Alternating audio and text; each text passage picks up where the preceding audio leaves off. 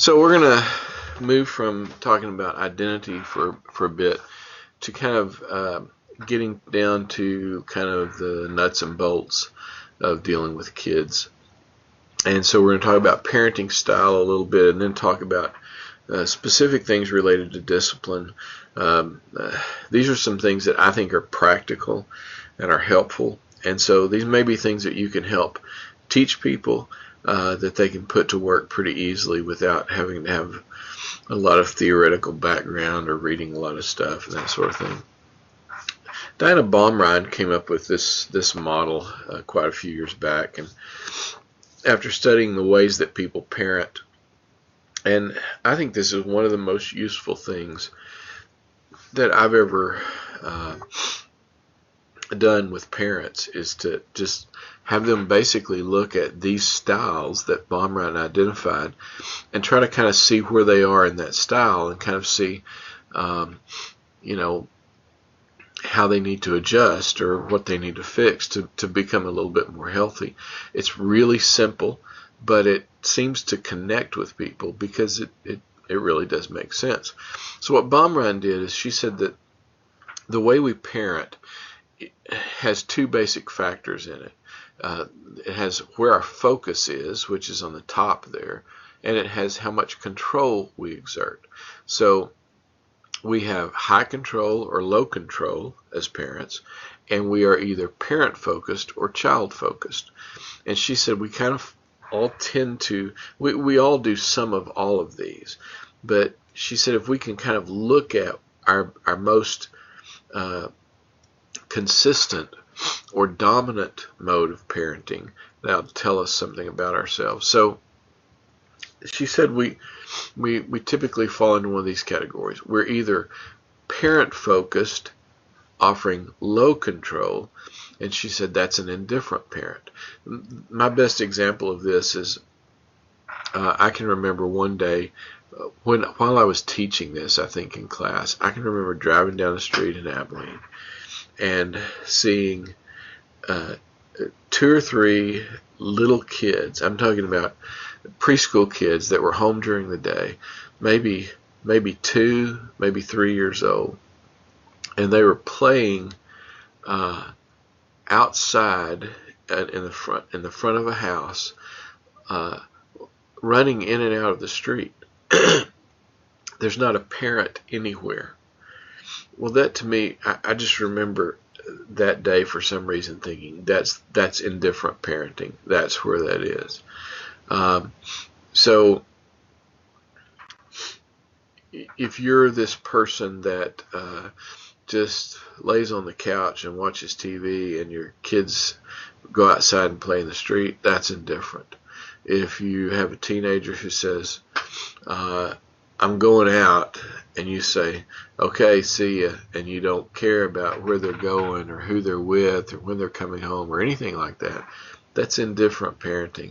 That's parenting that's really focused on the parent. So it's like, don't bother me. I don't have time for you. I'm too busy for you. Just do whatever you want to do.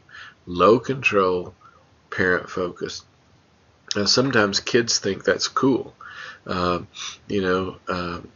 If you have that parent that doesn't care what you do. But the truth is, a kid's brain doesn't really think that's cool.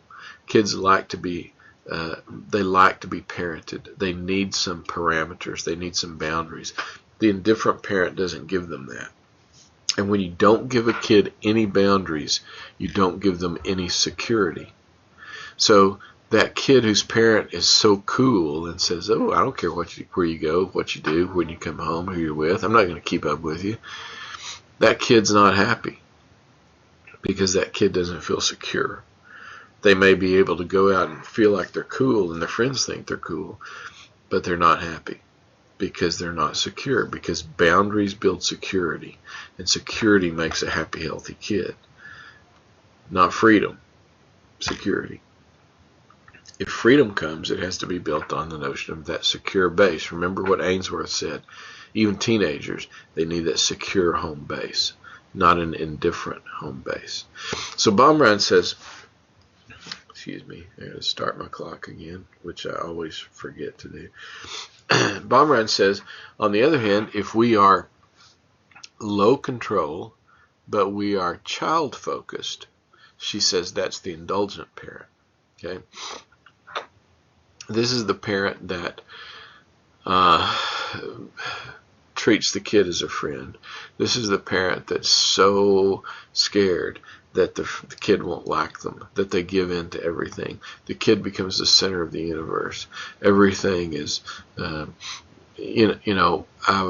know people, for example, who their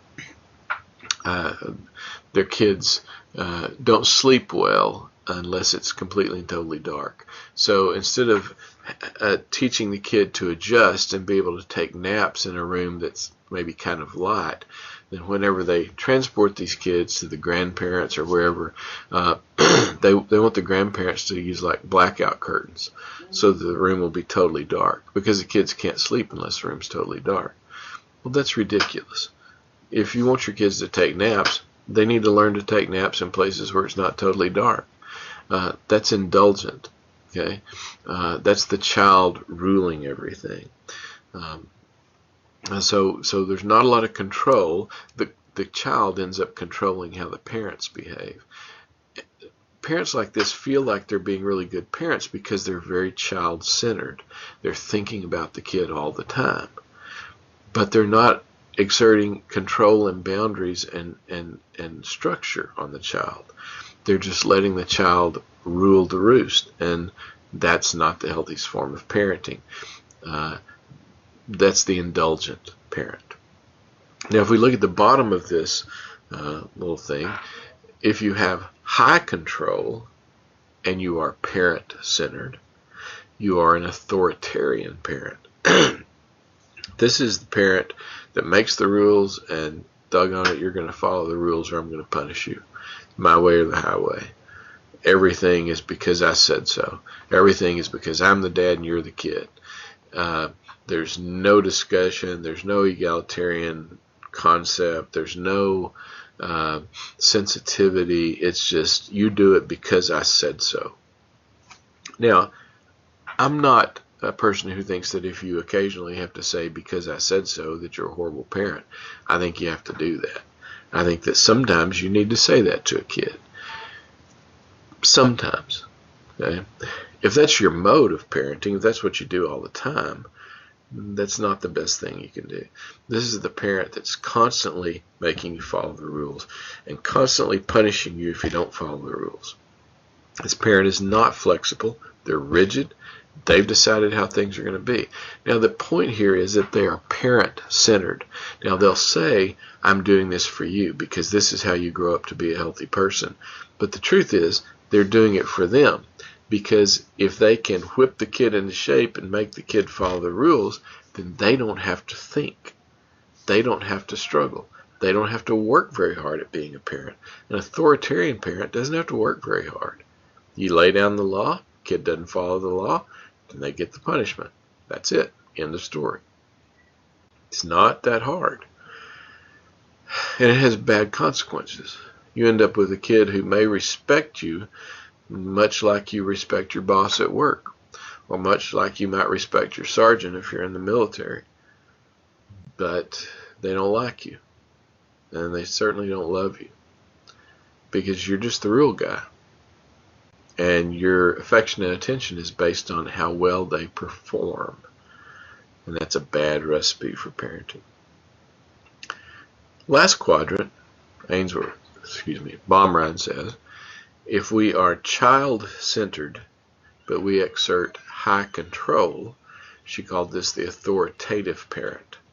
This is the parent who thinks about what the child needs before what the parent needs, but they set up boundaries and structure and rules.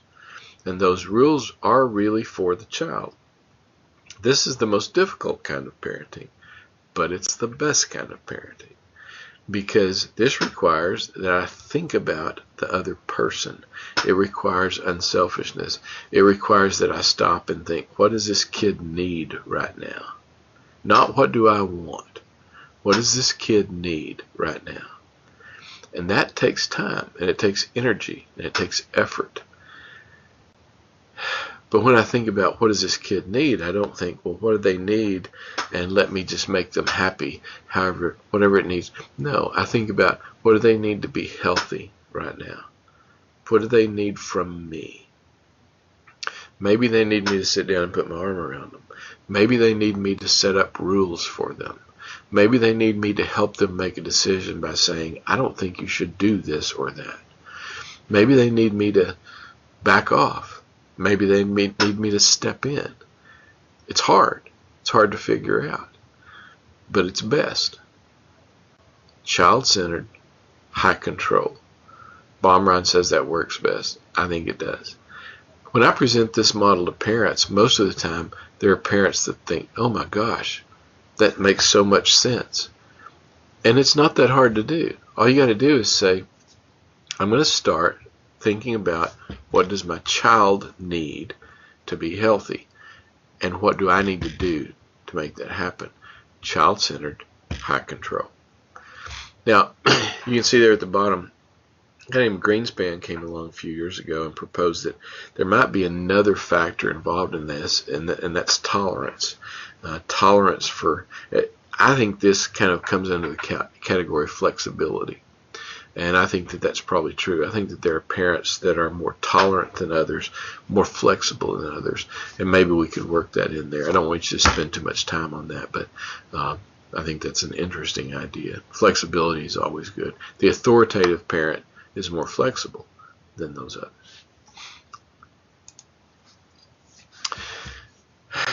According to Baumrind, if you do those kinds of parenting, you tend to, we do have decent research coming from Baumrind and others after her that shows us that authoritative parenting is best. You can see a list of things there. If kids, the families that do authoritative parenting, lively and happy disposition of the kids, they're self-confident about their abilities, they have good emotional regulation, good social skills, they're less rigid about gender traits. Authoritarian parents seem to have kids that are anxious and withdrawn, unhappy, don't react well to frustration. They do very well in school.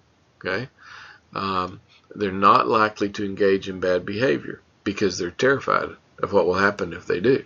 So if you do the authoritarian parenting, you do get some good results. The problem is you get good behavior sometimes out of your kids, but you don't get good relationship with your kids. Authoritarian parenting, you get good behavior and you have the potential for good relationship. Permissive parenting, permissive indulgent or permissive indifferent, poor emotional regulations, rebellious, defiant, low persistence, antisocial behavior. These kids without boundaries, without structure, don't do well. We know this. It's not a question. So if you're a parent, you have to provide structure, but you have to provide it in a child-centered way.